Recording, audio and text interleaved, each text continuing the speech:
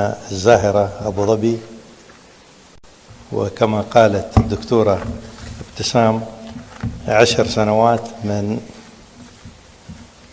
هذا الملتقى كبرنا فيها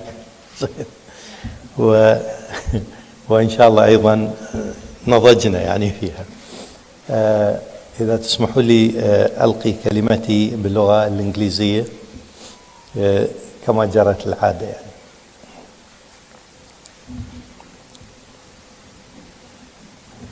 First of all, a word of welcome to Abuظبي, and I hope that the discussions here are going to be constructive and fruitful, and they need to be in view of all the developments that are around us. Excellencies, ladies and gentlemen, friends, I'm grateful to Dr. Ibtisam Al-Kitbi for once again giving me the opportunity to speak at the Abuظبي Strategic Debate. For more than a decade now, this event has provided an important opportunity to deepen the exchange of ideas on how we can progress towards a more stable and prosperous region. In a year that had begun to look promising for the region, expectations for stability, prosperity have been profoundly challenged by the war in the Gaza Strip. Accordingly, it's critical that we have forums like these for policymakers, experts to come together and discuss how to navigate the current crisis and formulate a more positive path. Ladies and gentlemen, in sitting down to draft this speech a while ago, I intended to focus on the UAE's main priorities for addressing the challenges in our region and the world. The central pillar of our effort is to work on an agenda of shared stability and prosperity in the region, and on our tools of de-escalation, partnerships, building bridges, and diplomacy, as well as our focus on a geo-economic outlook for ourselves and the region. Yet, as is frequently the case in the region, major disruption to this positive momentum has intervened. The escalation since Hamas attack on 7 October and subsequent crisis has thrown the region into yet another significant period of violence and chaos. While the UAE is in the midst of these regional developments and is the sole Arab representative in the UN Security Council, we have tried and continue to help alleviate much of the suffering that is inevitable in such tragic events.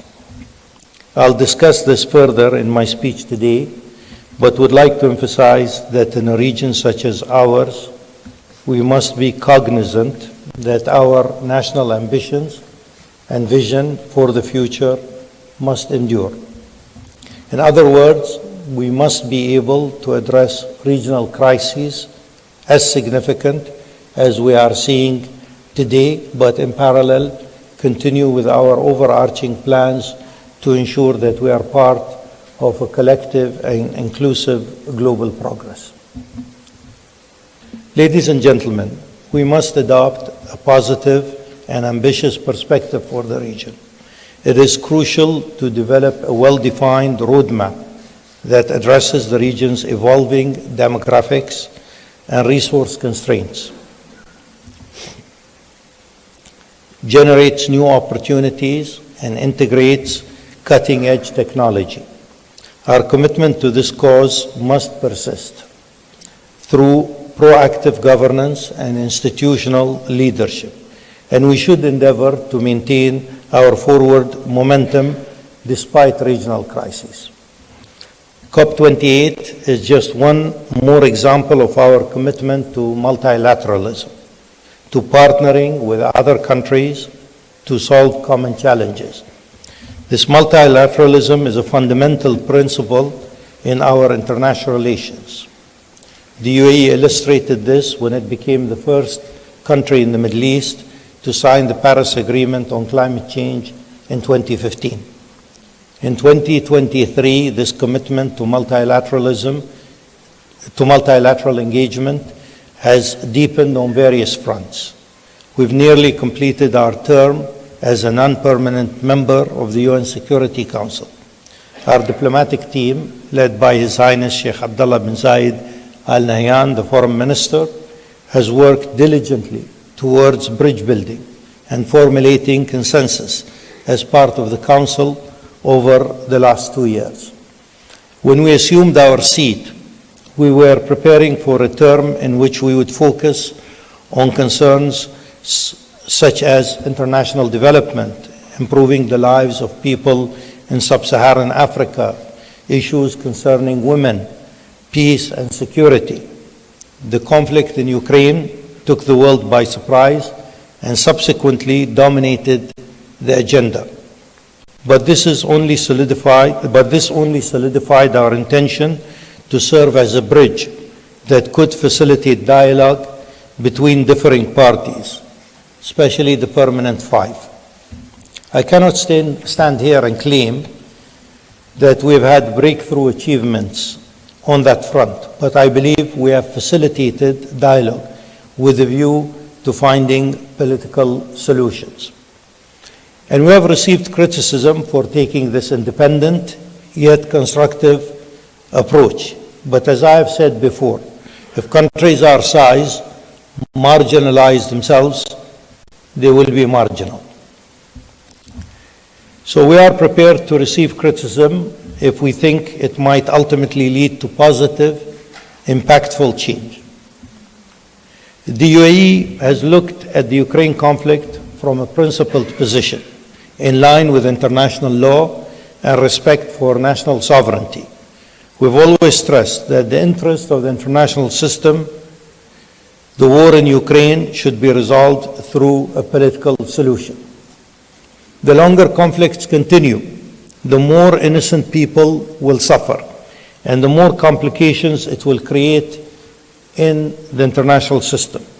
I must always caution that reactions towards Ukraine and Gaza will be examined in unison in terms of the international community's approach and response. And we will end up with an uneven picture of how we view international order and human rights. The UAE has also engaged in economic multilateralism this year. We participated in the G20 thanks to the generous invitation of our Indian hosts, of the Indian hosts. This is the fourth time we have participated in the G20, having previously been invited by France, Saudi Arabia, and Indonesia. It is unusual for a non-member to be invited as frequently as the UAE has been. I would like to think it is because we have demonstrated that we always take that responsibility seriously. We bring something to the table and work diligently to contribute to constructive outcomes. Our participation in the G20 aligns with what I see as a shift from a more geopolitical approach to one that emphasizes geoeconomics. This is rooted in the essential insight that strengthening economic relations can support better political outcomes. Economic ties help to build shared prosperity, which can underpin an interest in shared stability. This has also informed our decision earlier this year to join the BRICS group formally in January next year. This decision has been misrepresented by some commentators as a geopolitical shift, a choice of one set of partners over another. This did not feature in our thinking at all. The BRICS group is simply another important multilateral platform, one that offers us the opportunity to engage with emerging and developing economies and to build economic cooperation and dialogue. And COP28 will represent another critically important milestone in our ongoing commitment to championing multilateralism. The world needs COP28 to succeed. COP28 UAE will be the first global stocktake that will underline what progress the world is making on delivering the goals of the Paris Agreement. We already know that the assessment is not optimistic. Therefore, at COP28, we need the parties to align in order to step up our efforts, to course correct, to reach our stated targets by 2030, and to keep 1.5 degrees within reach. The COP28 President, Dr. Sultan Al-Jaber, has spent the year listening to key stakeholders from governments, civil society, and the private sector around the world. In response, the UAE has formulated a clear agenda and is driving towards ambitious outcomes to fast-track a just and orderly energy transition, further develop climate finance, focus on lives and livelihoods, and foster inclusion. But we cannot do this alone. This is a collective process, so we urge all heads of states and government and their ministers to come to Dubai ready to deliver the progress that the world is expecting to see. Ladies and gentlemen,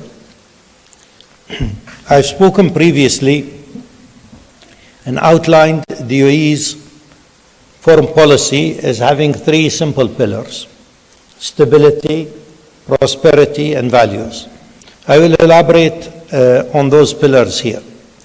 We seek to preserve our foreign policy with stability as its cornerstone.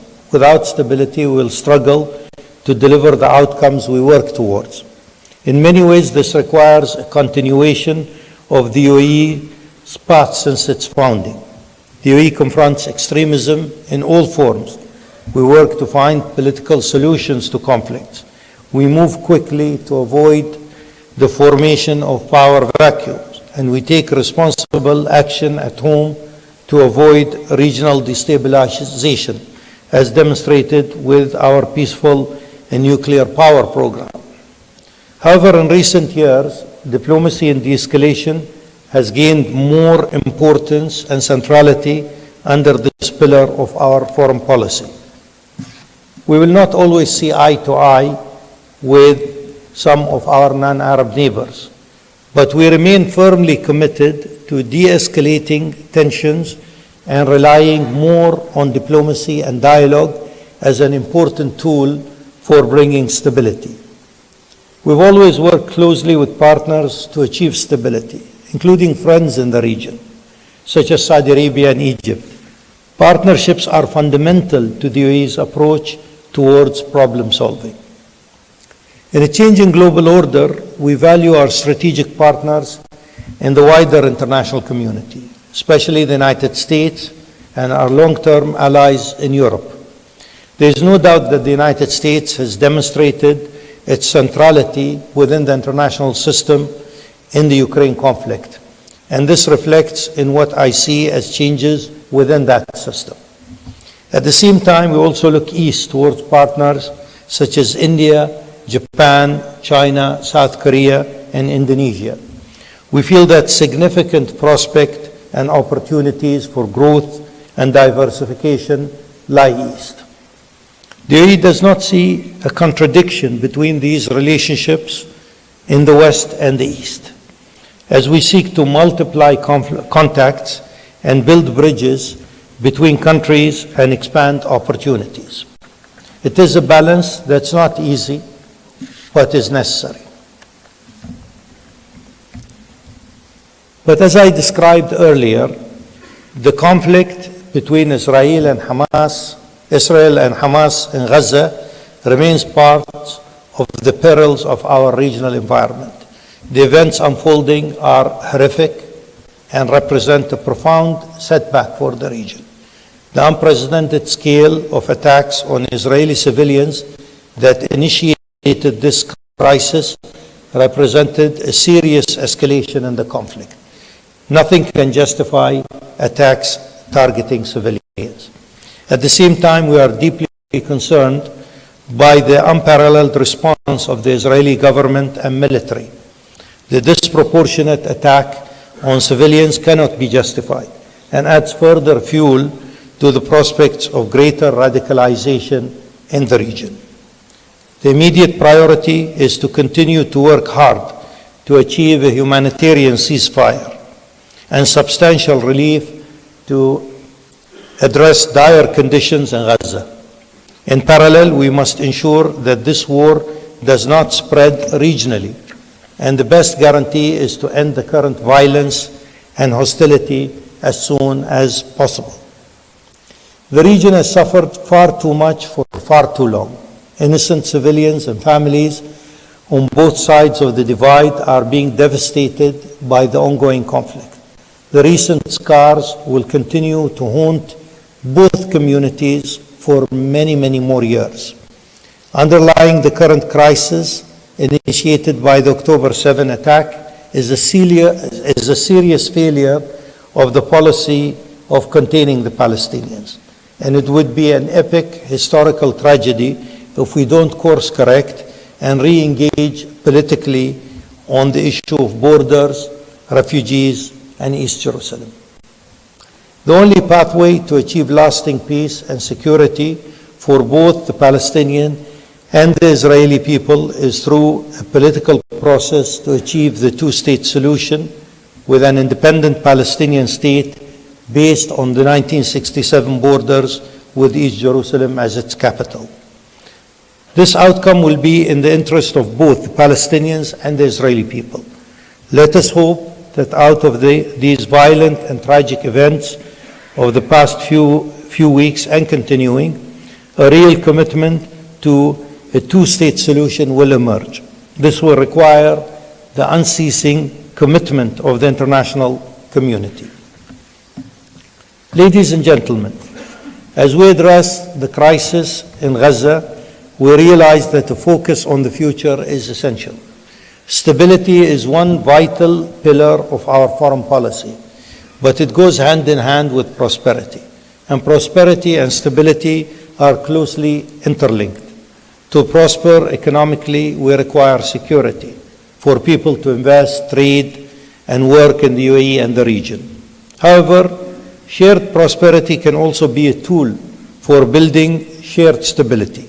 By building economic links in the region, we strengthen interdependence between countries, providing incentives for all countries to maintain stability in their relations.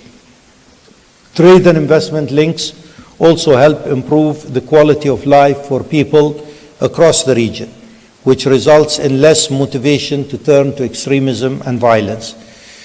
So as we build our own prosperity through diversifying the economy, developing new sectors of economic activity such as renewable energy and artificial intelligence, we are also working hard to advance shared prosperity.